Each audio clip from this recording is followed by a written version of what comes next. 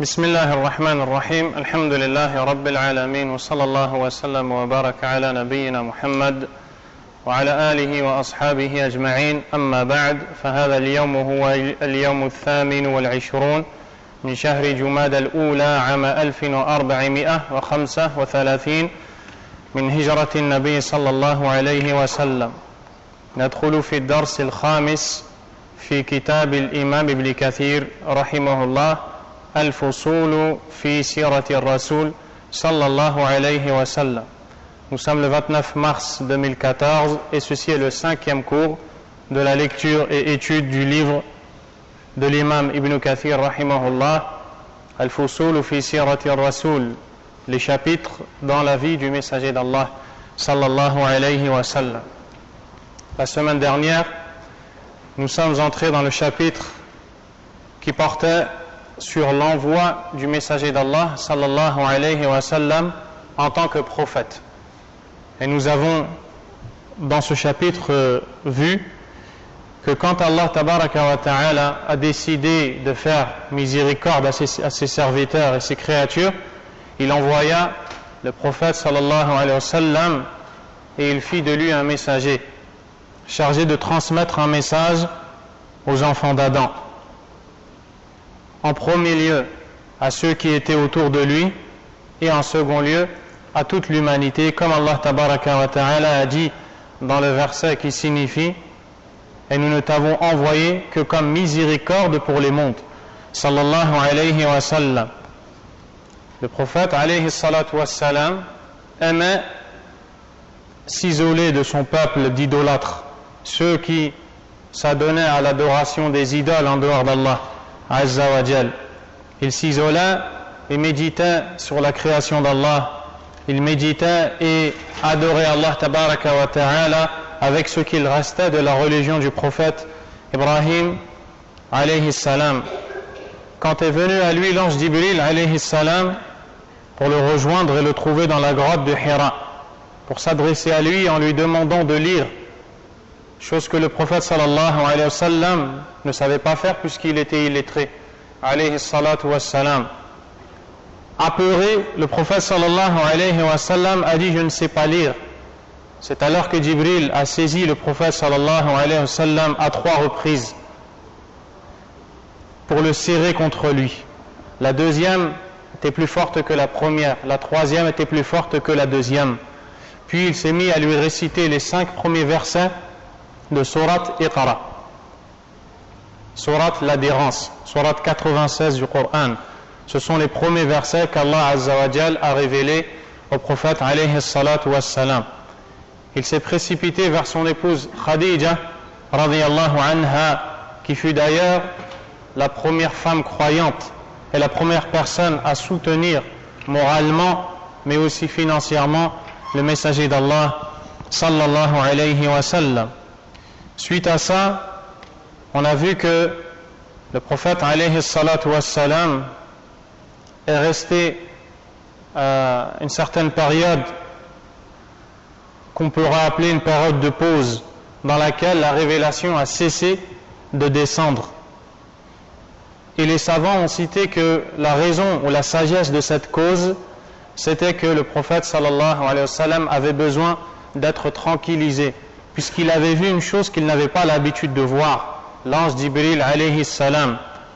Puis, suite à cette pause, Allah Azza wa Jalla envoya une deuxième fois l'ange Jibril alayhi salam qui révéla au prophète sallallahu alayhi wa sallam les versets qui ont fait de lui un messager chargé de transmettre un message, qui sont les premiers versets de Surat Al-Muddathir, l'enveloppé, dans lesquels Allah Azza wa Jalla dit au prophète alayhi salatu wa salam de se lever, d'avertir les gens, de proclamer la grandeur d'Allah, de s'éloigner de l'idolâtrie, de l'adoration des idoles et de purifier ses vêtements, c'est-à-dire de purifier ses actes du shirk et du polythéisme.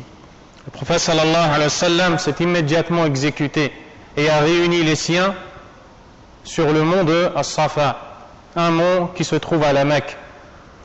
Puis il s'est adressé à eux en leur informant qu'à partir d'aujourd'hui, il est le messager d'Allah. il est chargé de leur transmettre le message d'Allah.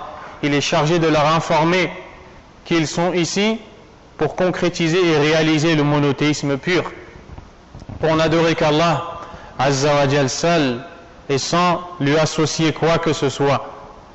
Suite à ça, il s'est exposé à de nombreuses nuisances verbales mais aussi physiques. Sallallahu alayhi wa sallam. Toutes ces choses sont des choses qu'on a vues la semaine dernière. Ensuite, nous avons vu que la première personne parmi les hommes à s'être converti à l'islam est Abu Bakr as-Siddiq radiyallahu anhu. Nous avons vu les premiers convertis à l'islam. On a vu que la première femme qui s'est convertie à l'islam était Khadija, la première épouse du prophète sallallahu alayhi wa sallam. Le premier homme, Abu Bakr. Parmi les jeunes, le premier enfant, Ali ibn Abi Talib, le cousin du prophète sallallahu alayhi wa sallam. Parmi les esclaves qui par la suite ont été affranchis, Zayd ibn Haritha, qui fait partie des meilleurs compagnons. Parmi les esclaves qui n'étaient pas encore affranchis, Bilal radiyallahu anhum. Puis Abu Bakr radiyallahu anhu a prêché à l'islam, et c'est ce sur quoi nous nous sommes arrêtés. Il a invité les gens à se soumettre et se conformer aux ordres d'Allah subhanahu wa ta'ala. Et par sa cause ont été guidés à l'islam Az-Zubayr ibn al-Awwam, Abdurrahman ibn Auf et Abu Ubaïda, qui font partie des 10 compagnons qui ont reçu de leur vivant l'annonce de la part du prophète sallallahu alayhi wa sallam qu'ils vont entrer au paradis. Ceux qui sont surnommés en arabe Al-Ashara Al-Mubashsharuna bil-Jannah, les 10 à qui on a fait la bonne annonce de l'entrée au paradis. Ensuite, l'auteur Ibn Kathir rahimahullahu ta'ala poursuit et dit Wa amma aliyun, donc je vais d'abord lire la partie en arabe, puis nous allons la lire en français. À ce moment-là, vous pourrez suivre, incha'Allah. Wa amma aliyun fa aslama saghiran ibn 8 sinin, wa qila akthar min dhalik, wa qila kana islamuhu qabla islami Abi Bakr, wa qila la, wa ala kulli hal fa islamuhu laysa ka islam as-Siddiq, لأنه كان في كفالة رسول الله صلى الله عليه وسلم أخذه عن عمه إعانة له على سنة محل. Ce qui veut dire, quant à Ali, il embrassa l'islam à l'âge de 8 ans, ou dit-on à un âge plus avancé. En effet, certains assurent qu'il adhéra à l'islam avant Abu Bakr, ce que réfutent d'autres. Quoi qu'il en soit, la conversion de Ali n'a pas la même valeur que celle d'Abu Bakr as-Siddiq radiyallahu anhu, car le premier était sous la tutelle du messager d'Allah sallallahu alayhi wa sallam, qu'il avait pris à sa charge pour venir en aide à son oncle face aux années de 17, difficultés et sécheresse. Parmi les premiers à adhérer à la nouvelle se trouvait également Khadija, et c'est la partie que nous allons lire par la suite, insha'Allah ta'ala. Ibn Kathir rahimahullah a cité dans cette partie de son livre magnifique la conversion du premier enfant qui a adhéré à l'islam. Celui-ci était Ali ibn Abi Talib radiyallahu anhu. Ali ibn Abi Talib s'est converti à l'islam à l'âge de 8 ans. D'autres disent qu'il s'est converti alors qu'il avait plus de 8 ans. D'autres disent autre chose. Mais ce qu'il faut retirer de cela, c'est qu'il a un mérite bien particulier. Il a un grand mérite, puisqu'il s'est converti à l'islam et a adhéré à cette religion alors qu'il était jeune. Il se peut qu'il n'avait même pas encore atteint la puberté. Cela nous montre son grand mérite. Pourquoi ? Parce que de manière générale, les enfants en bas âge suivent leurs parents. Ils suivent leurs parents dans leur culte, dans leurs croyances, dans leurs dogmes. Ils adoptent la même religion suivie par leurs parents. Et c'est à cet effet que le prophète sallallahu alayhi wa sallam a dit dans le hadith rapporté par l'imam al-Bukhari, ma min mawludin illa yuladu ala al-fitra. Ce qui veut dire, il n'y a pas un nouveau-né qui ne naisse pas sur la prime nature, c'est-à-dire la nature saine qui est l'islam. Tout nouveau-né qui sort du ventre de sa mère a en lui la soumission à Allah de façon naturelle. Puis il dit فَأَبَوَاهُ يُهَوِّدَانِهِ أَوْ يُنَصِّرَانِهِ أَوْ يُمَجِّسَانِهِ. Et c'est ses parents qui en font un juif, un chrétien ou un adorateur du feu. Ici le prophète sallallahu alayhi wa sallam nous montre qu'à la base l'enfant naît sur la prime nature qui est l'islam originel, mais par la suite il va être affecté par l'éducation qu'il va recevoir de ses parents, et suite à cette éducation il va de surcroît suivre la religion de ses parents. Ici où nous voyons que Ali ibn Abi Talib radiyallahu anhu a adhéré à l'islam alors qu'il avait 8 ans ou un peu plus. Il était donc très jeune. Qui est son père? Son père est Abu Talib, l'oncle du prophète sallallahu alayhi wa sallam, qui n'a cessé de soutenir le prophète sallallahu alayhi wa sallam sans pour autant adhérer à l'islam. Et c'est celui qui sera en enfer qui recevra le moindre châtiment. Donc, malgré le soutien qu'il a apporté au prophète sallallahu alayhi wa sallam, il fait partie des gens du feu. Il était donc un polythéiste, un associateur. Son fils, Ali, en bas âge, n'a pas adhéré à la religion de son père qui était celle du polythéisme. Mais il a suivi la religion du prophète sallallahu alayhi wa sallam. C'est donc un compagnon émérité parmi les compagnons du prophète alayhi salatu wa sallam. Et d'ailleurs, par la suite, il épousera Fatima, qui est la fille du prophète sallallahu alayhi wa sallam, avec laquelle il aura 2 enfants qui seront Al-Hassan et Al-Hussein, les 2 petits-enfants célèbres du prophète sallallahu alayhi wa sallam. Après avoir cité la conversion à l'islam de Ali ibn Abi Talib radiyallahu anhu, Ibn Kathir a dit en effet, certains assurent qu'il adhéra à l'islam avant Abu Bakr, ce que réfutent d'autres. Certains parmi les historiens et les savants spécialisés dans les biographies ont pour avis que Ali ibn Abi Talib s'est converti à l'islam avant Abu Bakr. Certains ont pour avis que le premier converti à l'islam est le cousin de Khadija, ce que nous allons voir par la suite. La première personne à qui s'est adressé le prophète sallallahu alayhi wa sallam après avoir reçu la révélation avec son épouse Khadija, Waraqa ibn Nawfal. Certains ont adopté d'autres avis. Mais la semaine dernière, nous avons cité que la meilleure chose, c'est de dire que la première femme qui adhéra à l'islam fut Aïcha, le premier homme Abu Bakr, le premier enfant Ali, le premier esclave affranchi Zaïd, le premier esclave Bilal. C'est la meilleure chose de dire ces paroles. Quoi qu'il en soit, tous ces compagnons dont nous entendons les noms sont les premiers à s'être convertis à l'islam. Ils sont donc ceux qui ont un mérite supplémentaire par rapport aux autres.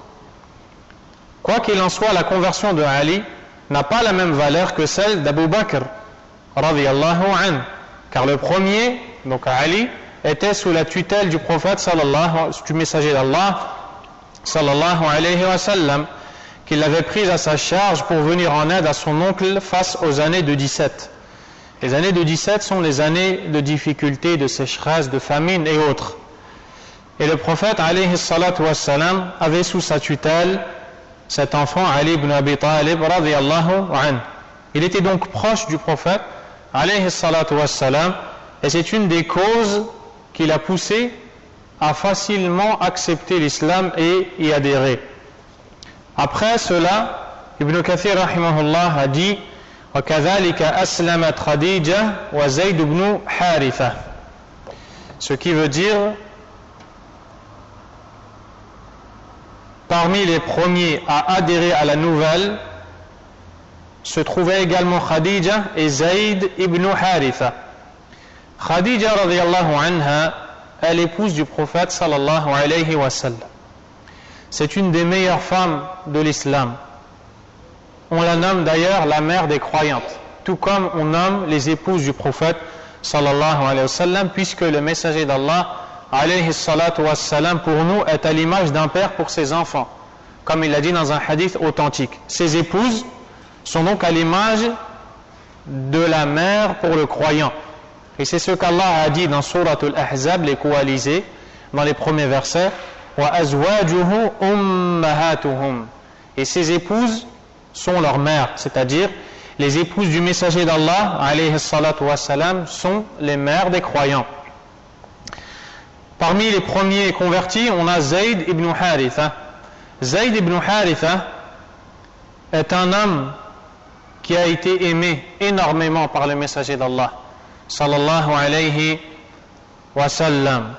Et son fils, Usama, a également été aimé par le prophète, sallallahu alayhi wa sallam. Et nous avons vu que Zayd ibn Haritha était à la base un esclave qui plus tard a été affranchi. Et il était sous la tutelle du prophète, sallallahu alayhi wa sallam. Et les gens l'appelaient Zayd ibn Muhammad. Il disait de lui qu'il était le fils du messager d'Allah, alayhi salatu wassalam. Et Allah tabaraka wa ta'ala, dans la sourate Les Coalisés, Al-Ahzab, a révélé des versets pour interdire à l'homme ou à la femme de s'apparenter un enfant alors que ce n'est pas le cas. D'où ces versets qui ont été révélés. Suite à ça, on ne l'a plus appelé Zayd ibn Muhammad, on l'a appelé par son véritable nom Zayd, fils de Haritha. Donc il fait partie des premiers à adhérer à l'islam. Ibn Kathir a dit وَأَسْلَمَ الْقِسُّ وَرَقَةُ بْنُ نَوْفَلْ فَصَدَّقَ بِمَا وَجَدَ مِنْ وَحْيِ اللَّهِ. Entra également en islam, ce qui est ici, nous voyons, vous voyez qu'il est écrit Al-Qas, mais en fait ce n'est pas Al-Qas, c'est Al-Qis. Al-Qis, je ne sais pas pourquoi ils ne l'ont pas traduit, parce que ça veut tout simplement dire le moine, ou bien le prêtre. Entra également en islam le moine ou le prêtre qui s'appelle Waraqa ibn Nawfal. Ibn, ça veut dire fils. Et les Arabes n'ont pas de nom de famille. Les Arabes à la base disent un tel fils d'un tel. C'est comme ça qu'ils se reconnaissent. Ici, il s'appelle Waraqa ibn Nawfal, qui au tout début de la révélation crut à ce qui était descendu sur Muhammad sallallahu alayhi wa sallam, regrettant même de ne pas être jeune afin de pouvoir soutenir le prophète sallallahu alayhi wa sallam. Waraqa ibn Nawfal est le cousin de Khadija, l'épouse du prophète sallallahu alayhi wa sallam. Quand le prophète sallallahu alayhi wa sallam a reçu la visite de Jibril lorsqu'il était dans la grotte de Hira, Jibril lui a dit de lire jusqu'à la fin de l'histoire. Tout de suite après ça, le prophète alayhi salatu wassalam est descendu de cette grotte qui se situait dans un mont très élevé pour retrouver son épouse Khadija radiyallahu anha afin de l'informer de ce qui vient de se passer.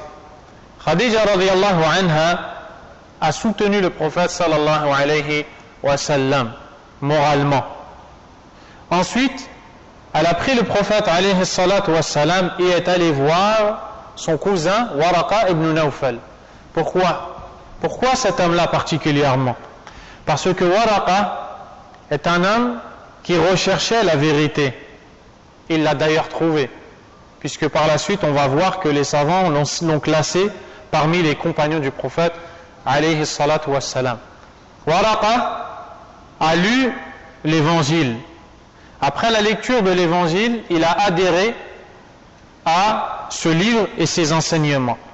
Donc il adorait Allah tabaraka wa ta'ala conformément aux enseignements qui se trouvaient à cette époque dans l'évangile qu'il a pu lire.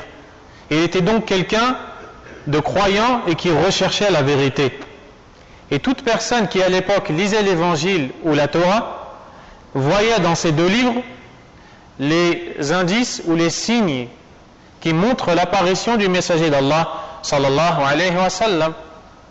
Il voyait également dans ces deux livres la description physique du prophète sallallahu alayhi wa sallam, du moins une partie de la description physique. Et c'est de cela qu'Allah nous parle dans les derniers versets de Souratul Fath. La victoire, c'est la Sourate 48 du Coran. Allah Azza wa Jalla a dit, ce qui veut dire que nous voyons la description des compagnons dans la Torah et dans l'Évangile. Également, dans Sourate Al-Baqarah, Allah Azza wa Jalla nous a enseigné que la description du prophète sallallahu alayhi wa sallam se trouvait dans la Torah et l'Évangile. Et c'est pourquoi les Juifs ont, après son envoi, été le voir et ont reconnu derrière son dos le sceau de la prophétie, ce morceau de chair situé entre les omoplates, plus proche de l'épaule gauche que de la droite. Après ça, ils ont su qu'il était bel et bien le prophète, et ils ont été pris par la jalousie, parce qu'il était de la descendance de Ismaïl et non de Ishaq, les deux enfants du prophète Ibrahim. Quoi qu'il en soit, Waraqa ibn Nawfal a reçu la visite de Khadija en compagnie du messager d'Allah sallallahu alayhi wa sallam. Ils l'ont donc informé de ce qui s'est passé. Et après ça, Waraqa a dit des paroles qui nous ont été rapportées dans le recueil de hadith de l'imam al-Bukhari, mais dont le sens global est qu'il a dit Ya laytani akunu jada'an idha akhrajaka qawmuk. Il a dit, si seulement j'étais jeune, fort, au moment où ton peuple va t'exclure, au moment où ton peuple va te chasser. Le prophète sallallahu alayhi wa sallam a dit, Awa mukhriji yahum, vont-ils vraiment me chasser?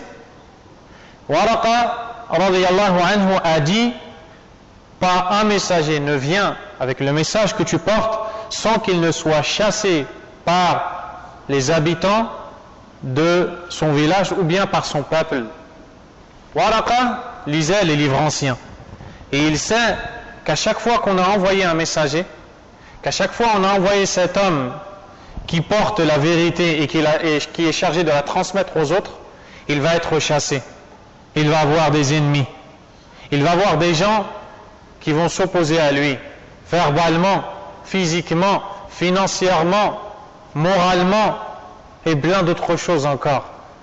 Donc, Waraqa a voulu par cette parole préparer le prophète sallallahu alayhi wa sallam à ces nuisances verbales et physiques, morales et financières qu'il va subir de la part de ses ennemis. Pourquoi? Parce que à partir de ce moment-là où il est messager, il est chargé d'annoncer à ces gens que leur religion est fausse. Imaginez-vous, ces gens qui, depuis leurs ancêtres, leurs parents et leurs arrière-grands-parents, qui adorent les idoles, certains parmi eux ont dépensé tout leur argent pour ces idoles, d'autres ont voyagé pour celles-ci, d'autres ont donné leur vie, leur santé, leur temps.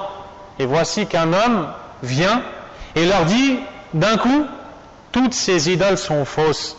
Et l'adoration de ces idoles est vaine et caduque, elle ne sert à rien.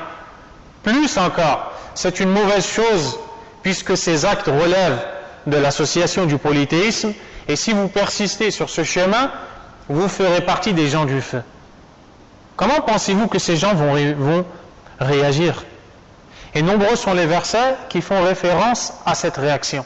À titre d'exemple, Allah subhanahu wa ta'ala, dans Surat Az-Zukhruf, les ornements, a dit à son prophète sallallahu alayhi wa sallam, وَكَذَلِكَ مَا أَرْسَلْنَا مِنْ قَبْلِكَ مِنْ رَسُولٍ. Et ainsi, nous n'avons pas envoyé avant toi de messagers.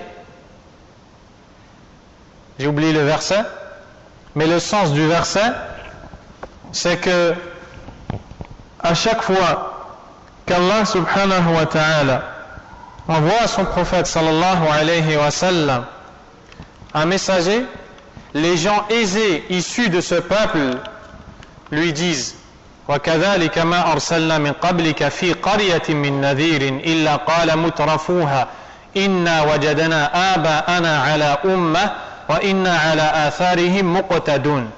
Ce qui veut dire de manière approximative, et ainsi nous n'avons pas envoyé avant toi dans un village un avertisseur sans que les gens aisés issus de ce village ne disent « Nous avons trouvé nos ancêtres sur une religion et nous suivons leurs traces. » Et alors le messager leur dit « قَالَ أَوَلَوْ جِئْتُكُمْ بِأَهْدَى مِمَّا وَجَدْتُمْ عَلَيْهِ آبَاءَكُمْ » Il dit « Vous le faites même si je viens avec une chose, vous le faites même si je viens avec une chose plus droite, plus guidée que ce sur quoi vous avez trouvé vos ancêtres. قالوا إنا بما أرسلتم به كافرون. Ils dirent, nous mécroyons à ce avec quoi et par quoi vous avez été envoyés. فانتقمنا منهم. Allah dit, nous nous vengeâmes d'eux. فانظر كيف كان عاقبة المكذبين. Regarde comment fut la fin néfaste des négateurs. Et les versets dans ce sens dans le Coran sont très nombreux. À chaque fois qu'un messager arrive, à chaque fois qu'un prophète arrive, il va être rejeté automatiquement. De la même manière, toute personne qui va se conformer à la sunna authentique et correcte va arriver, que ce soit dans un peuple, peut-être même au sein de sa famille ou dans ses fréquentations, avec la sunna du prophète, sallallahu alayhi wa sallam, cette personne va soit être critiquée ou bien prise à la dérision, ou bien on ne va pas la suivre, on ne va pas l'écouter. On va même peut-être dire de cette personne qu'on lui a changé sa façon de penser et qu'elle a été induite en erreur, dupée par des gens et bien d'autres choses encore. Cela ne fait que prouver la véracité du chemin suivi par cette même personne, dans le cas où celle-ci suit la sunna et suit la voie des pieux prédécesseurs. Donc, voici ce qu'a été la réaction des ennemis d'Allah parmi les associateurs et les polythéistes. Ils se sont opposés au prophète sallallahu alayhi wa sallam. Waraqa a dit, j'aimerais être avec toi ce jour, jeune, fort pour te soutenir. Et donc, Ibn Kathir rahimahullah a dit qu'il a donc cru à ce qui était descendu sur Muhammad sallallahu alayhi wa sallam. Et c'est pourquoi les savants l'ont compté du nombre des compagnons du messager d'Allah alayhi salatu wa sallam, bien qu'il soit mort avant l'arrivée des règles religieuses, des ordres, des interdits. Il est mort peu de temps après ces paroles. Donc c'est un homme qui n'a pas beaucoup agi dans le sens de l'islam, mais pourtant qui a une grande récompense, incha'Allah, puisqu'il est parmi les compagnons, et même dans le hadith que nous allons lire, il fait partie des gens du paradis. Et l'imam Ibn Hajar, rahimahullah ta'ala, dans son livre connu Al-Isaba, a cité que le Waraqa fait partie des compagnons du prophète sallallahu alayhi wa sallam, tout comme l'a cité l'imam Al-Tabari, l'imam Al-Barawi et d'autres parmi les grands savants exégètes du Coran et spécialistes de la science du hadith. Ibn Kathir rahimahullah ta'ala poursuit et dit وَتَمَنَّى أَنْ لَوْ كَانَ جَذَعًا وَذَلِكَ أَوَّلَ مَا نَزَلَ الْوَحْيِ وقد روى الترمذي رحمه الله أن رسول الله صلى الله عليه وسلم رآه في المنام في هيئة حسنة وجاء في حديث أن رسول الله صلى الله عليه وسلم قال رأيت القس عليه ثياب بيض. Ibn Kathir rahimahullah dit d'ailleurs, At-Tirmidhi, le grand auteur et savant du hadith, rapporte que le messager d'Allah sallallahu alayhi wa sallam le vit en rêve sous une belle apparence. Et il est rapporté que le prophète sallallahu alayhi wa sallam a dit, j'ai vu Al-Qis, le Qis c'est le moine ou le prêtre, revêtu d'habits blancs, c'est-à-dire qu'il l'a vu en rêve. Cependant, ces hadiths ont été jugés faibles par l'imam Al-Albani rahimahullahu ta'ala. Mais l'imam Al-Hakim, dans son recueil de hadiths intitulé Al-Mustadrak, a cité un hadith rapporté par Aïcha radiyallahu anha et jugé authentique par l'imam Al-Albani rahimahullah. Dans ce hadith, le prophète alayhi salatu wassalam a dit La tasubbu waraqa fa inni ra'aytu lahu jannatan aw jannatayn. Il dit n'insultez pas Waraqa, car j'ai vu qu'il a un jardin ou deux, c'est-à-dire au paradis. Ne l'insultez pas, car j'ai vu qu'il a un ou deux jardins. Et les jardins du paradis n'ont bien sûr rien à voir avec ceux de ce bas monde. Et sachez qu'au paradis, la personne qui aura la récompense la plus minime ou la moindre récompense est un individu qui aura l'équivalent de ce bas monde depuis sa création jusqu'à son anéantissement, s'ajoute à cela 10 fois plus encore. Le prophète alayhi salatu wassalam a dit: j'ai vu Waraqa avec un ou deux jardins au paradis, ce qui veut dire qu'il est un compagnon, un croyant, et qu'il est mort sur la foi. Et le compagnon est défini par les savants comme étant toute personne ayant rencontré le prophète sallallahu alayhi wa sallam, cru en lui et qui est morte sur cette foi. Toute personne ayant rencontré, car certains sont aveugles, n'ont pas pu le voir. À partir du moment où ces personnes l'ont rencontré, ils sont des compagnons s'ils sont morts sur cette même voie. Tel était le cas pour Waraqa, le cousin de Khadija radiyallahu anhum ajma'in. Ibn Kathir rahimahullah ta'ala a dit: wa fi sahihayn, Ibn Kathir rahimahullah ta'ala a dit: wa fi sahihayn أنه قال هذا الناموس الذي جاء موسى بن عمران لما ذهبت خديجة به إليه فقص عليه رسول الله صلى الله عليه وسلم ما رأى من أمر جبريل عليه السلام. Par ailleurs, Al-Bukhari et Muslim rapportent dans leur recueil authentique ces paroles prononcées par Waraqa ibn Nawfal lorsque Khadija lui eut présenté le prophète sallallahu alayhi wa sallam et que celui-ci eut décrit sa vision de l'ange Jibril. Donc le prophète alayhi salatu wa sallam, Waraqa a dit au sujet de Jibril: il s'agit du même confident, An-Namus en arabe, qu'Allah a fait descendre sur Moussa, le fils de Imran. Donc quand Waraqa a écouter ces informations, il a dit, ce qui veut dire, ce que tu viens de me décrire, ou celui que tu viens de me décrire, est également le même confident qui a été envoyé à Moussa. Le confident, pourquoi? C'est l'ange qui est envoyé avec cette révélation qu'il doit confier. Donc, il est celui qui transmet la révélation.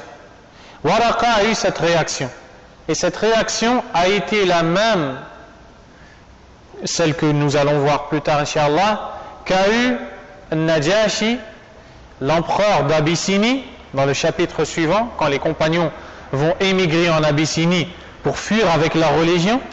C'est la même réaction qu'a eu le Négus, Najashi, lorsqu'il a dit à ces gens qui sont venus de Quraysh pour reprendre les compagnons qui ont quitté la Mecque pour rejoindre l'Éthiopie, l'Abyssinie, pour fuir avec leur religion. Qu'est-ce que Najashi a dit, le Négus, l'empereur d'Abyssinie? Il a d'abord écouté la révélation, le Coran, récité par les compagnons qui sont venus chercher refuge chez lui en Abyssinie à cause des sévices qu'il subissait à la Mecque.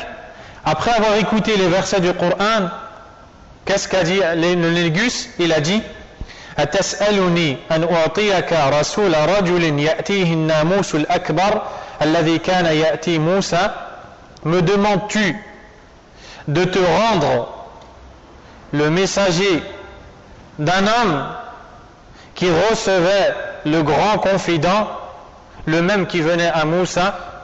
Donc ici, le Négus, ce qu'on va voir tout de suite après Inch'Allah, s'adresse aux hommes de Quraysh qui sont venus reprendre les musulmans qui ont fui de la Mecque pour ne pas les laisser émigrer, de peur que de par la suite ils ne se renforcent dans leur religion et ne reviennent à la Mecque pour la conquérir, chose qui s'est faite longtemps après. Mais le Négus a écouté la révélation, il a écouté la récitation du Coran, puis il a dit: me demandes-tu de te rendre cet homme qui a été envoyé par celui qui recevait le grand confident. Ce qui est visé ici, c'est qui? C'est Jibril alayhi salam. Donc il a été également cité par le Négus, le grand confident. Pourquoi? Parce que le Négus était un suiveur de l'évangile. Et il a également lu l'évangile que Waraqa a lu. Et il a vu dans ce même évangile la description de Jibril. Donc, qu'est-ce qu'on voit? On voit que les livres se suivent. Et c'est pourquoi le Négus est devenu également un compagnon du prophète sallallahu alayhi wa sallam. Puis Ibn Kathir a dit وَدَخَلَ مَنْ شَرَحَ اللَّهُ صَدْرَهُ لِلْإِسْلَامِ عَلَى نُورٍ وَبَصِيرَةٍ وَمُعَايَنَةٍ فأخذهم سفهاء مكة بالأذى والعقوبة وصان الله رسوله وحماه بعمه أبي طالب لأنه كان شريفا مطاعا فيهم نبيلا بينهم لا يتجاسرون على مفاجأته بشيء في أمر محمد صلى الله عليه وسلم لما يعلمون من محبته له وكان من حكمة الله بقاؤه على دينهم لما في ذلك من المصلحة هذا رسول الله يدعو إلى الله ليلا ونهارا سرا وجهارا لا يصده عن ذلك صاد ولا يرده عنه راد ولا يأخذه في الله لومة لائم. Se convertir également tout ce dont Allah ouvrit le cœur à l'islam. Donc ici, après nous avoir cité des noms particuliers des premiers compagnons qui se sont convertis à l'islam, il va maintenant citer de manière plus globale et plus large que beaucoup d'autres compagnons ont adhéré à l'islam.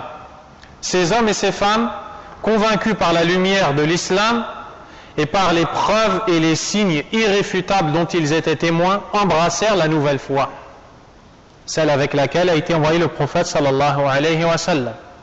Les insensés, je pense qu'il est mieux de dire les faibles d'esprit, parmi les habitants de la Mecque, se mirent alors à les persécuter.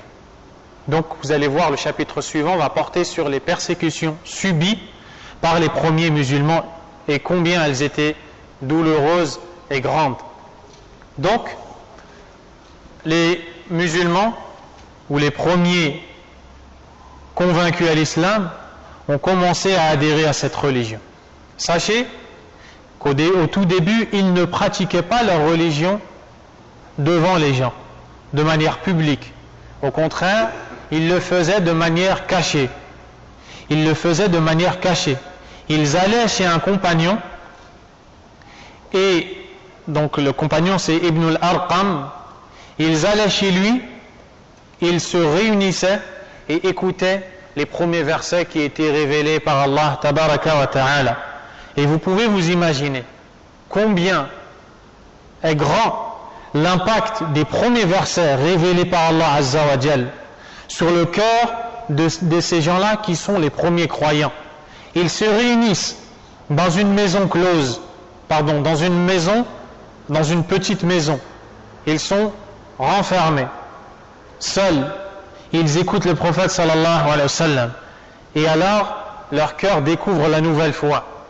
Dans une époque et dans un endroit où tous les gens sont noyés dans le paganisme, l'idolâtrie, dans le polythéisme, ils adorent des statues, ils demandent le secours à autre qu'Allah, ils sont attachés avec leur cœur et dirigés à autre qu'Allah, subhanahu wa ta'ala.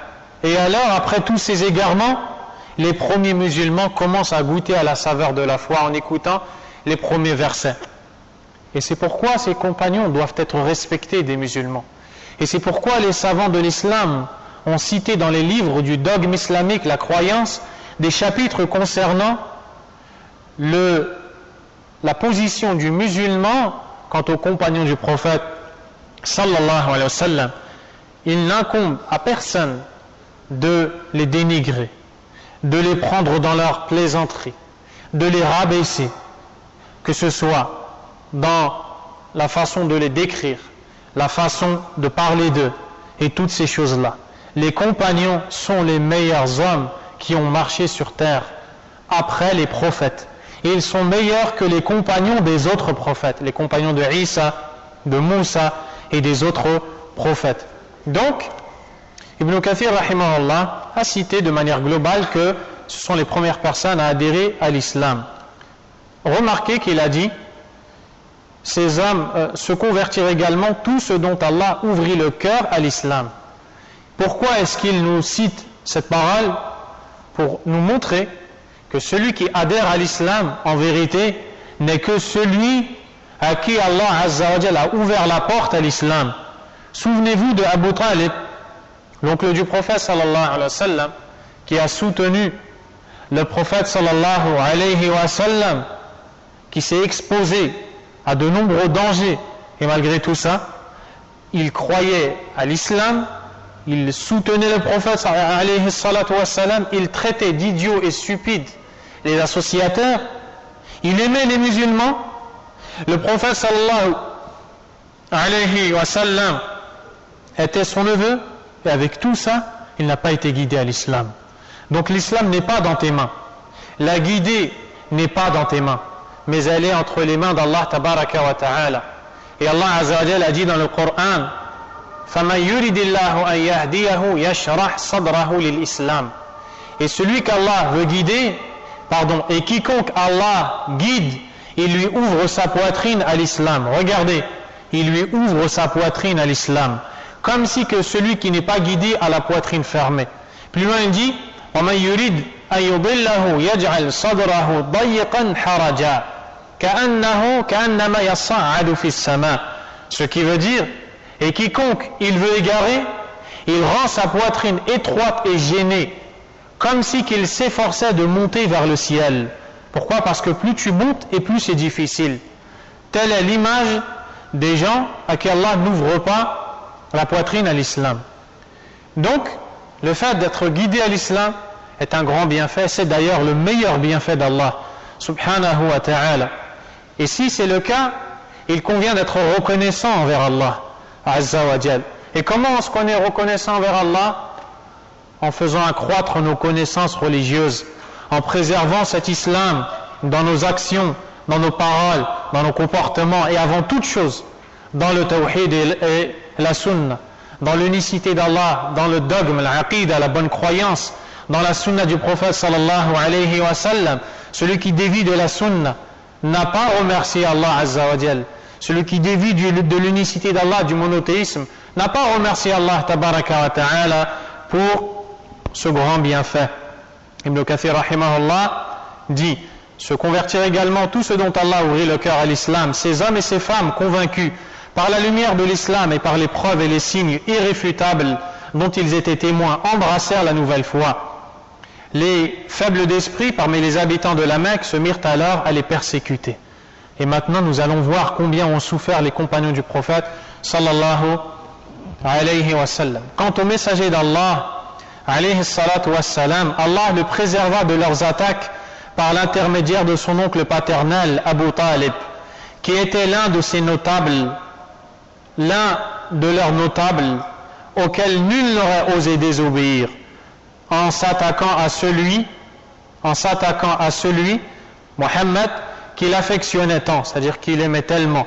Néanmoins, par sa sagesse infinie et dans un intérêt que seul Allah connaît, Allah a voulu qu'Abu Talib demeure attaché à son culte des idoles. Le messager d'Allah sallallahu alayhi wa sallam poursuivit donc sans relâche son appel jour et nuit, en secret et ouvertement, sans être détourné un seul instant de sa mission et sans prêter la moindre attention aux blâmes et aux critiques dont il était l'objet. Sallallahu alayhi wa sallam. Donc, il nous enseigne ici la sagesse pour laquelle Abu Talib n'a pas été guidé Allah tabaraka wa ta'ala à l'islam. Et il y a aussi d'autres sagesses que seul Allah connaît.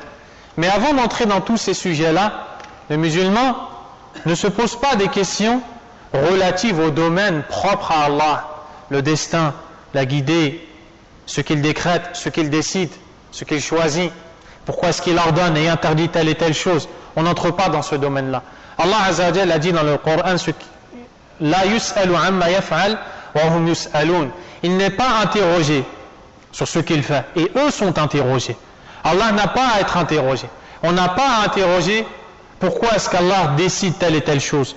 On n'a pas à interroger, pourquoi est-ce qu'Allah décide telle et telle chose? Pourquoi est-ce qu'Allah aime telle et telle chose? On n'a pas à interroger cela. Car c'est une chose qui dépasse notre raison. Allah Azza wa Jalla nous a créés, il nous a donné de la raison ce qui nous suffit à se soumettre à ses ordres. Il ne nous a pas donné ce qui nous permet de chercher ces questions.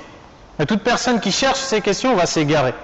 Quoi qu'il en soit, Abu Talib n'a pas été guidé par Allah à l'islam. Et une des grandes sagesses cachées derrière le fait qu'il n'a pas été guidé à l'islam, le fait qu'il était un notable, c'est-à-dire un noble chez ce peuple. Il était respecté, écouté. Donc, s'il adhérait à l'islam, à partir de ce moment-là, on ne l'aurait plus respecté. On ne l'aurait plus écouté. Et alors, ils auraient atteint le prophète, alayhi salatu wassalam. Ils auraient infligé des maux, et ils l'auraient touché par leur mal. Donc, le fait qu'il est resté dans la religion du shirk, du polythéisme, a été un soutien pour le prophète, sallallahu alayhi wa sallam. Ensuite, il dit que le prophète alayhi salatu wassalam a poursuivi sans relâche son appel à Allah, de jour comme de nuit, en secret, ouvertement, sans être détourné un seul instant de sa mission, et sans prêter la moindre attention aux blâmes et aux critiques dont il était l'objet. On l'a critiqué, on a dit de lui qu'il était un sorcier, on a dit de lui qu'il était un poète fou, on a dit de lui qu'il avait perdu la raison, que toutes ses paroles lui étaient dictées par une autre personne dans le but d'égarer les gens.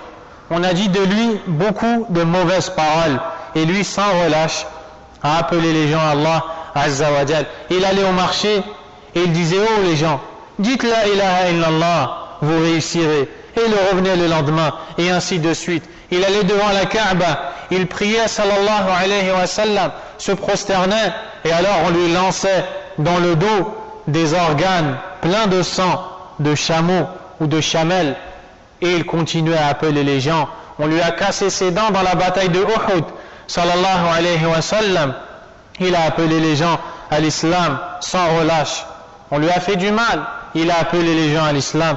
Et avec cette persévérance et cette continuité dans la prédication et l'appel à Allah, Allah tabaraka wa ta'ala lui a donné ses nombreux fruits, subhanahu wa ta'ala. Ibn Kathir rahimahullah passe à un autre chapitre intitulé Faslun Adawatul mushrikin ala al-mustad'afin min al-muslimin, c'est-à-dire les persécutions subies par les faibles musulmans.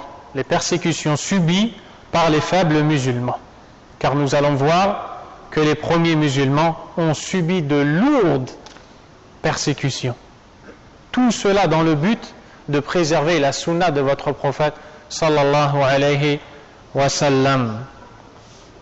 Ibn Kathir a dit: وَلَمَّا اشْتَدَّ أَذَى الْمُشْرِكِينَ عَلَى مَنْ آمَنَ وفتنوا منهم جماعة حتى إنهم كانوا يضربونهم ويلقونهم في الحر ويضعون الصخرة العظيمة على صدر أحدهم في شدة الحر حتى إن أحدهم إذا أطلق لا يستطيع أن يجلس من شدة الألم فيقولون لأحدهم اللات إلهك من دون الله فيقول مكرها نعم وحتى إن الجعل ليمر فيقولون وهذا إلهك من دون الله فيقول نعم ومر الخبيث عدو الله أبو جهل وعمرو بن هشام بسمية أم عمار وهي تعذب وزوجها وابنها فطعنها بحربة في فرجها فقتلها رضي الله عنها وعن ابنها وزوجها. Regardez la persécution. Il dit: la persécution et les épreuves subies par les croyants redoublèrent. Les polythéistes, n'hésitant pas à frapper les musulmans, il arrivait même que l'un d'entre eux soit jeté à terre sous la canicule et qu'une grosse pierre soit placée sur son torse, si bien qu'une fois relâché, il n'était pas même en mesure de s'asseoir compte tenu de la douleur. Aussi, lorsque les polythéistes disaient à l'un d'entre eux « Allah est ta divinité », Allah c'est le nom d'une divinité adorée en dehors d'Allah. Allat est ta divinité en dehors de ton Dieu, ou plutôt de ta divinité? Il répondait oui. Et si un scarabée passait par là et qu'il lui disait ceci est ta divinité en dehors de ta divinité, il répondait également par l'affirmative. Donc ici, Ibn Kathir rahimahullah ta'ala nous explique combien étaient grandes les douleurs et combien étaient difficiles les sévices subis par les musulmans et infligés à ces derniers. D'ailleurs, nous avons l'exemple de Bilal radiyallahu anhu, qui n'a pas été cité ici. Et c'est ce à quoi il fait référence quand il dit une grosse pierre soit placée sur son torse. Donc les compagnons, les premiers compagnons, quand le peuple de Quraysh entendait la nouvelle de la conversion à l'islam d'un des compagnons, ce même peuple se précipitait vers ce compagnon pour lui infliger des sévices très lourds que peut-être personne d'entre nous ne peut supporter. Ils ont pris Bilal. Ils ont pris Bilal radiyallahu anhu en pleine canicule. La canicule, c'est le plus haut degré de la chaleur, au milieu de la journée. Le soleil au milieu du ciel, pas un seul nuage.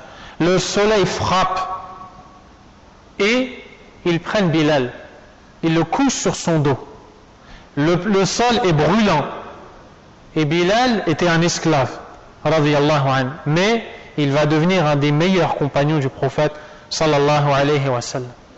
Ils allongent Bilal sur son dos et ils prennent un immense rocher qu'ils posent sur son torse. Donc déjà, il subit la chaleur intense du soleil, celle du sol, et ensuite la lourdeur de ce rocher sur son torse et la chaleur de ce même rocher. Imaginez-vous combien est grande sa souffrance. Tout cela pourquoi? Pour qu'il arrête de vouer le culte à Allah tabaraka wa ta'ala seul et sans associé. Et il le force à dire que Lat, Al-Uzza, Manat et toutes ces divinités sont ces divinités en dehors d'Allah et qu'il a le droit d'adorer autre qu'Allah subhanahu wa ta'ala. Et qu'est-ce qu'ils font? Ils font tourner le rocher sur son ventre radiyallahu anhu, et lui il ne répète qu'une seule kalima, une seule parole, ahadun ahad, ahadun ahad. Il est unique, il est unique, il est unique, il est unique.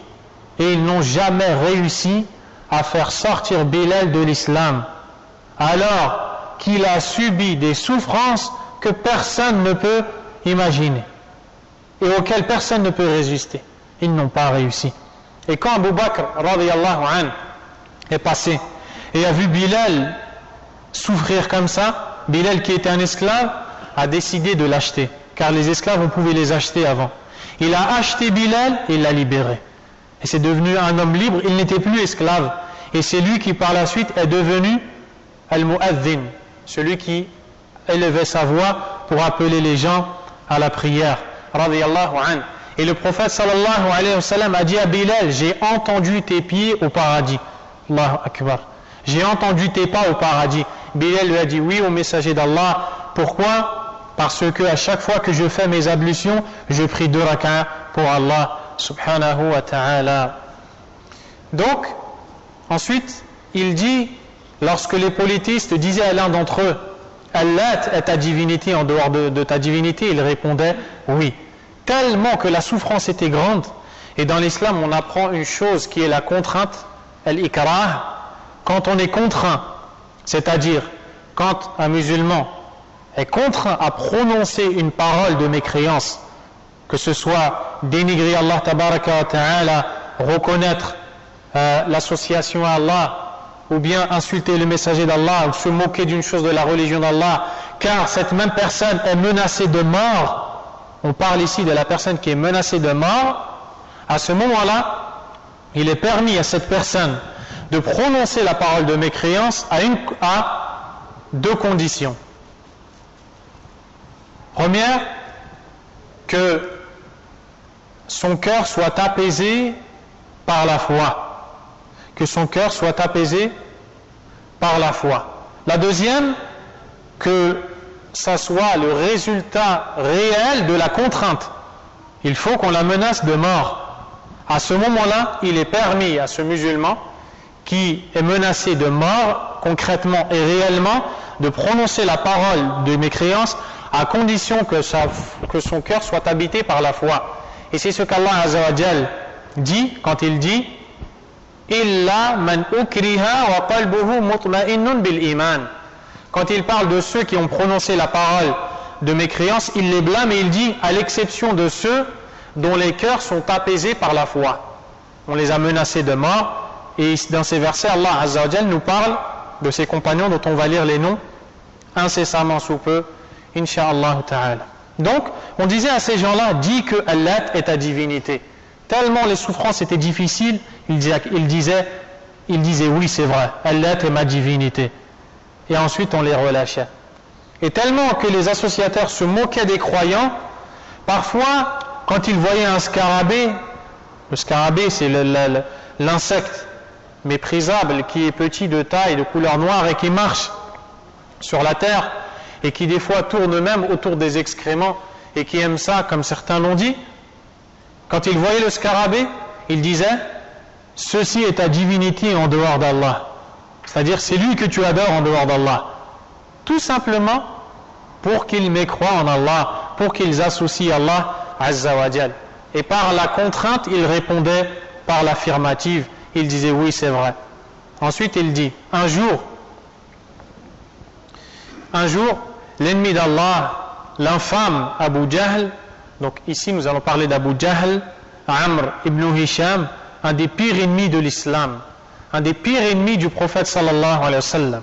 Un jour, l'ennemi d'Allah, l'infâme Abu Jahl, dont le nom est Amr ibn Hisham, passa devant Soumayya, la mère de Ammar ibn Yasir. Donc, Soumayya a épousé, Yasir, naam. Yasir est un compagnon qui a épousé Soumayya. Ce couple a donné comme fruit la naissance de Ammar. Ce sont les trois compagnons du prophète alayhi salatu wassalam visés ici, et ils font partie des premiers martyrs dans l'islam. Regardez ce qu'il dit. Un jour, l'ennemi d'Allah, l'infâme Abu Jahl, dont le nom est Amr ibn Hisham, passa devant Soumayya, la mère de Ammar, qui était torturée, ainsi que son époux et son fils. Et quand ils étaient torturés, les compagnons passaient, les premiers compagnons, ils n'avaient pas la capacité de leur porter secours. Ils n'avaient pas la possibilité de les secourir. Et les compagnons passaient devant leurs frères et sœurs dans la foi et les voyaient subir les sévices les plus atroces, et ils étaient complètement désemparés, pris par la tristesse, et leur cœur se déchirait, mais ils ne pouvaient rien dire, car ils n'avaient aucun moyen de les secourir. Le prophète sallallahu alayhi wa sallam est passé près d'eux, et il leur a dit Sabran ya al Yasir, soyez patients, ô vous la famille de Yasir. La famille de Yasir, c'est Yasir, Ammar et Soumayya, cette femme dont on parle. Fa'inna maw'idakumul jannah. Soyez endurants, ô vous la famille de Yasir, car certes, votre rendez-vous, c'est au paradis. Et ils ont fait preuve de patience et d'endurance. Et cet homme, qu'Allah lui donne ce qu'il mérite, Abu Jahl, il la tua alors d'un coup de lance, planté dans ses parties intimes. Qatalahu Allah. Il a pris une lance et il lui a planté cette même lance dans sa partie génitale, dans sa partie intime, pour lui percer son corps, ainsi que son fils et son époux. Subhanallah. Ainsi que son fils et son époux. Ibn Kathir a dit, et d'ailleurs sachez que cette femme-là, Soumayya, est la première personne à être tombée martyr en islam. C'est la première personne qu'on a tuée pour Allah subhanahu wa ta'ala. Et la première personne à être rentrée en islam, c'est Khadija. Regardez la femme dans l'islam. La première personne qui s'est convertie à l'islam, selon l'avis de beaucoup, parmi les savants, Khadija, une femme.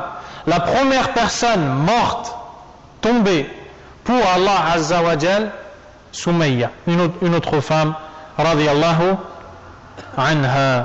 Ibn Kathir rahimahullah ta'ala a dit وكان الصديق رضي الله تعالى عنه إذا مر بأحد من الموالي يعذب يشتريه من مواليه ويعتقه منهم بلال وأمه حمامة وعامر بن فهيرة وأم عبس وزنيرة والنهدية وابنتها وجارية لبني عدي كان عمر يعذبها على الإسلام قبل أن يسلم. Ibn Kathir a dit aussi, lorsqu'Abu Bakr as-Siddiq radiyallahu anhu passait devant l'un de ses esclaves qui était torturé, il le rachetait à son maître avant de l'affranchir. Et ça, c'était une habitude d'Abu Bakr.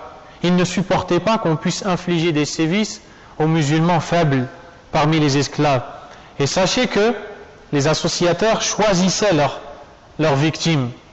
Ils choisissaient ceux qui étaient faibles, ceux qui ne pouvaient pas se défendre, ceux qui n'avaient pas une famille aisée, renommée pour leur porter secours. Et ils s'amusaient à les châtier, à les frapper, à leur infliger du mal. Wal'iyadhu billah. Pourquoi est-ce que les associateurs ont tant fait souffrir les monothéistes? Pourquoi? Parce que c'est la réponse donnée à celui qui n'a pas d'argument. Quand la vérité arrive, quand la vérité frappe, elle se retrouve devant celui qui n'a pas d'argument. Cette même personne, ou cette dernière personne qui n'a pas d'argument, ne sort pas de deux situations. Soit elle se soumet à cette vérité qui lui est apparue clairement, ou bien elle refuse de suivre la vérité. Quand elle refuse de suivre la vérité, elle fait une de ces deux choses. Soit, puisqu'elle n'a plus d'argument et qu'elle rejette la vérité, soit elle inflige des sévices et des tortures à la personne qui a ramené cette vérité, ou bien, si elle n'a pas la capacité de le faire, elle se moque verbalement de cette même personne. Qu'est-ce qu'ils ont fait ici? Quand ils pouvaient infliger des sévices, des tortures à ses compagnons, ils l'ont fait. Et quand ils ne pouvaient pas le faire avec le prophète sallallahu alayhi wa sallam parce qu'il était défendu par son oncle, ils se sont moqués de lui. Et c'est comme ça qu'étaient ces ennemis d'Allah, et c'est comme ça que sont les ennemis d'Allah, et cela jusqu'à ce que leur arrive. Donc Abu Bakr radiyallahu anhu avait l'habitude de racheter ses esclaves. Il sauva ainsi Bilal, ainsi que sa mère Hamama, mais aussi Amir, le fils de Fuhayra, mais aussi Abs, Zinnira, Nahdiya, et la fille de cette dernière, de même qu'une esclave de la tribu de Banu Adi, que Omar, avant sa propre conversion, persécutait, afin de la contraindre à renier l'islam. Donc, parmi les gens qu'Allah Azzawajal a guidés par la cause d'Abu Bakr et à qui Allah Azzawajal a accordé une issue favorable, il y a cette dernière femme qui était une esclave. Cette femme-là était torturée par Omar ibn al-Khattab. Omar ibn al-Khattab radiyallahu anhu était, avant d'entrer dans l'islam, un ennemi de l'islam. Subhanallah. Et quand il s'est converti à l'islam, il est devenu le deuxième meilleur homme qui a vécu sur cette terre après les prophètes. Donc, Omar radiyallahu anha torturait cette femme parce qu'elle était musulmane. Il n'acceptait pas d'elle la soumission à Allah Azza wa Jal. Il la torturait, il lui infligeait des tortures et des sévices. Et alors, Abu Bakr l'a rachetée et l'a affranchie. Les savants ont attiré l'attention du musulman sur ce point. Et ils ont dit une faïda, une leçon de la plus grande utilité dans le mérite que va avoir l'individu pieux, même si au passé il était mauvais et il faisait des choses blâmables et mauvaises. Quand il va devenir pieux et bon, il sera émérité. Il deviendra même peut-être meilleur que des gens qui n'ont rien de ce mal que lui a fait au passé. Comme cela a été le cas de Omar radiyallahu anhu. Regardez Omar, ce qu'il a fait comme mal. Et pourtant, il s'est converti à l'islam. Il s'est converti à l'islam après Uthman ibn Affan, après Abdurrahman ibn Auf, après Zubayr, après Talha, après Sa'd ibn Abi Waqqas, après Khadija, après Ali, qui sont les premiers convertis à l'islam. Et pourtant, il est devenu meilleur que tous. Pourquoi? Parce qu'il a suivi le prophète sallallahu alayhi wa sallam, s'est conformé à ses enseignements, ce qui a fait de lui un homme plus pieux que les autres. Et Allah Azza wa Jalla a dit dans le verset Inna akramakum indallahi atqakum, ce qui veut dire certes le plus noble d'entre vous chez Allah est le plus pieux. Et donc on voit que celui qui est pieux est meilleur que celui qui est moins pieux. Et d'ailleurs ces deux hommes, Abu Bakr et Omar, sont les meilleurs des compagnons, ils sont les meilleurs des hommes après les compagnons. Ali ibn Abi Talib radiyallahu anhu, a dit إذا رأيت أحدا فضلني على أبي بكر وعمر جلدته حد الافتراء. Si je vois quelqu'un me préférer à Abu Bakr et à Omar, je lui infligerai la sentence que l'on inflige à celui qui forge des mensonges, c'est-à-dire la flagellation, le fait de le fouetter car il a menti. Donc d'où la grandeur de ses compagnons. Ensuite, Ibn Kathir rahimahullah ta'ala a dit حتى قال له أبوه أبو قحافة يا بني أراك تعتق رقابا ضعافا فلو أعتقت قوما جلدا يمنعونك فقال له أبو بكر إني أريد ما أريد فيقال إنه نزلت فيه وسيجنبها الأتقى الذي يؤتي ماله يتزكى إلى آخر السورة. Ce qui veut dire le père d'Abu Bakr, Abu Quhafa, et Abu Quhafa c'est la kunya, le surnom de son père. Son vrai prénom c'est Uthman ibn al-Taymi. Il dit alors un jour, mon fils, je constate que tu affranchis des esclaves faibles. Si au moins tu affranchissais des gens forts qui pourraient te protéger. Il répondit, je poursuis un but précis, c'est-à-dire je recherche quelque chose de bien particulier à travers cette action, c'est-à-dire la récompense d'Allah tabaraka wa ta'ala pour le fait de libérer des faibles et de les protéger. Ces versets jusqu'à la fin de la sourate furent, dit-on, révélés à son sujet. En sera écarté l'homme pieux qui offre ses biens pour se purifier, jusqu'à la fin de la sourate. Donc, Abu Bakr radiyallahu anhu, son père est venu le voir et lui a dit, j'ai remarqué que tu rachètes ces esclaves qui sont faibles, ensuite tu les libères. J'ai remarqué ça en toi. Mais ces esclaves que tu rachètes sont faibles. Pourquoi est-ce que tu ne rachètes pas des esclaves qui sont physiquement forts, imposants, de sorte à ce qu'ils te protègent dans le cas où on cherche à te nuire? Abu Bakr radiyallahu anhu ne recherche pas à ce qu'on le protège. Il ne recherche pas des hommes forts pour être protégés. Il a confiance en Allah subhanahu wa ta'ala. Mais plutôt, il recherche la récompense d'Allah en libérant des esclaves faibles qui n'ont pas de moyens. Et certes, dans l'islam, affranchir un esclave fait partie des actes les plus méritoires et des actions les plus nobles et les plus hautes chez Allah tabaraka wa ta'ala. Donc il a dit à son père, je recherche un but bien précis, c'est-à-dire, ne t'inquiète pas, je sais ce que je fais. Je sais ce que je fais. Et certains parmi les exégètes ont dit que Allah Azza wa Jal a révélé ces versets-là qui ont été cités ici sur Abu Bakr, concernant Abu Bakr, dont la traduction est en sera écarté, c'est-à-dire écarté du feu. En sera écarté l'homme pieux. Certains ont dit, ici Allah parle d'Abu Bakr, qui offre ses biens pour se purifier. Qui offre ses biens pour se purifier, il dépense de son argent pour libérer les esclaves. Et avec ses actes, il va se purifier, puisque les bonnes actions nous purifient. Elles purifient nos cœurs, elles purifient notre foi, elles nous rapprochent d'Allah tabaraka wa ta'ala. Certains parmi les savants ont dit qu'ici Allah nous parle de Abu Bakr Et l'imam Ibn Kathir, rahimahullah ta'ala, dans son exégèse du Coran, a commenté ce verset en disant que certains parmi les gens de science disent qu'Allah Azza wa Jal vise dans ce verset Abu Bakr quand il affranchissait ses esclaves. Et c'est l'avis de beaucoup de savants. D'autres disent autre que cela. Ensuite, Ibn Kathir, rahimahullah, dans son tafsir, a dit, et sans aucun doute, ce verset englobe de manière générale Abu Bakr et concerne de manière générale et en premier lieu Abu Bakr, car tout ce qui est cité dans ce verset et la suite de ce verset est une chose faite par Abu Bakr. Abu Bakr a dépensé de son argent pour se purifier.